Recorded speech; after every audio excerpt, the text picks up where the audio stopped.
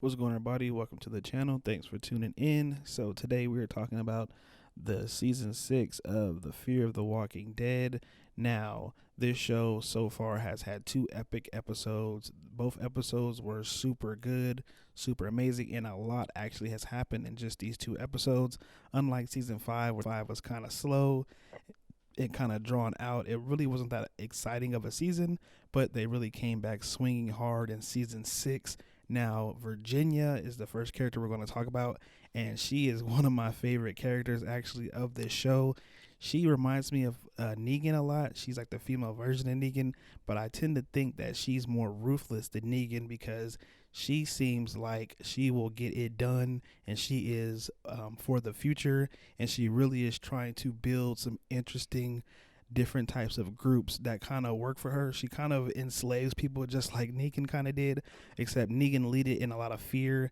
As for Virginia is leading kind of with a smokescreen kind of thing. She's kind of enslave you, but she is trying to also help you and keep you safe, which is a pretty interesting twist to the Negan character from The Walking Dead versus Virginia and the Fear of the Walking Dead. So her and Morgan, of course, have their epic little battle and shootout. Now, I don't think she's a murderer because she couldn't really bring herself to kill Morgan. She pretty much just shot him. Now, he did slap the shit out of her with that stick.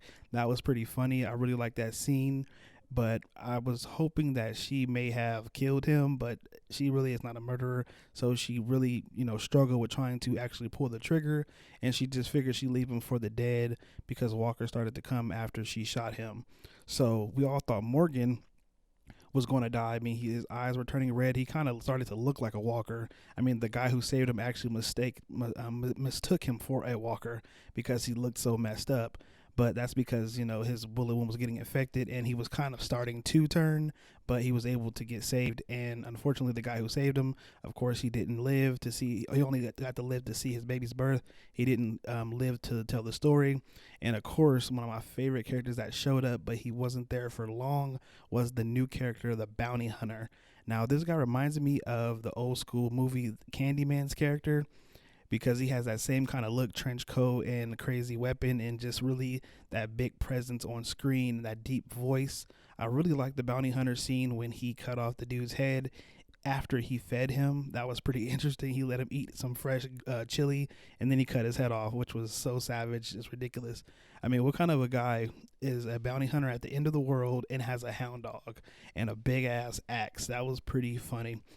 I thought this character was going to go a lot deeper, but it was short lived because Morgan, of course, kills him. And the interesting thing about Morgan, he kind of kills his old self and becomes the bounty hunter in a sense. He kind of takes his axe, first of all, he put that stick down finally, and he takes his axe and he actually takes his clothes and his hat.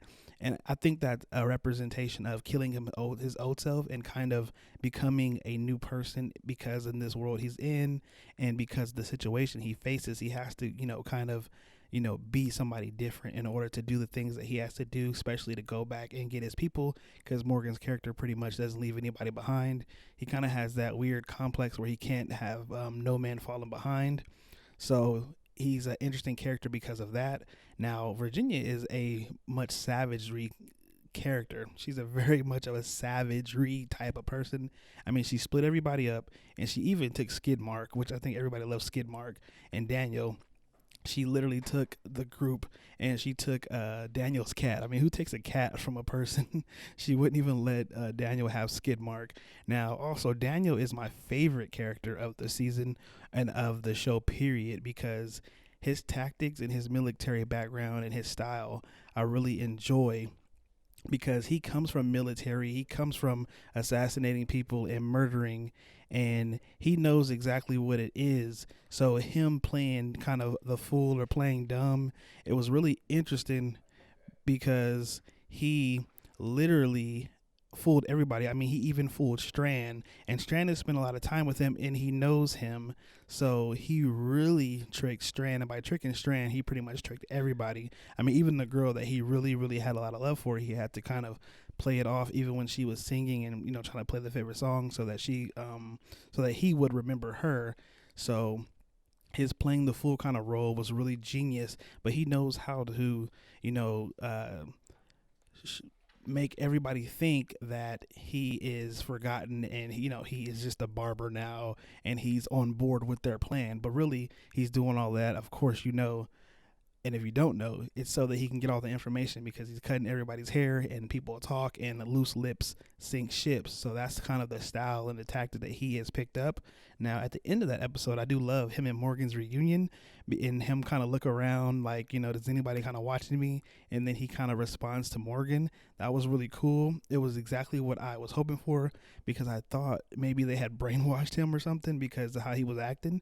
I mean, the Strand thing really threw, I think, everybody off. So I was hoping that they didn't brainwash him.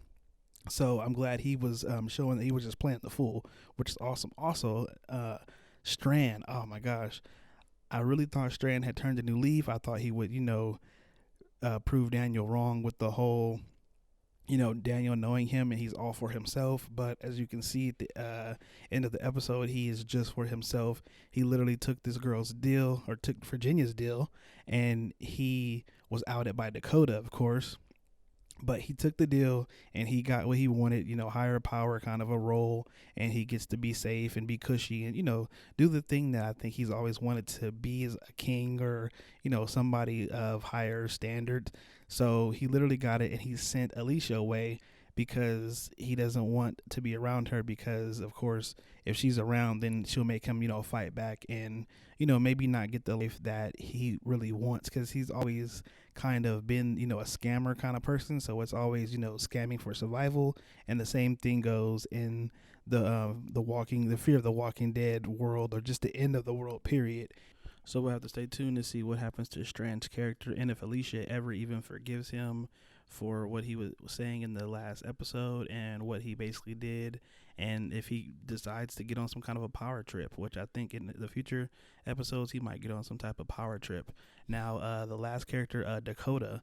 Now, this is Virginia's sister. She was pretty interesting. I wonder if it's all a front with helping them, the group. I want to think that Virginia would have sent her in there to try to get closer to them so they can maybe reveal some secrets and maybe see what they exactly are trying to do, maybe if they're trying to escape or if they have a plan to try to take over. Now, I hope her concern and help is genuine, but you have to kind of keep close eye on her because it kind of seems like she is not with her sister, like she doesn't want to hurt people, and she kind of is a prisoner herself with her sister because she's being watched all the time and she really kind of tries to run away, but they always find her because there's really nowhere to go. But now she might see the group as a chance to get free because she did see their tape and she might believe in what they are doing. So we have to stay tuned to see if that's either real or fake, with her acting, with her behavior, or if she really is trying to get away from her sister as well because she doesn't like the way her sister is. But that sister bond might come up a lot in the future episodes. So that's all for today. There you have it, the recap of episode 1 and 2. Can't wait for next week's episode. Now, next week's episode, I haven't watched any previews, but I'm pretty sure they're just going to show us more of the group and where everybody else, or maybe just a few other characters, ended up. So that's all for today. Tune in, like, subscribe, comment, share, and see you guys on the next video. Thanks for tuning in. Peace.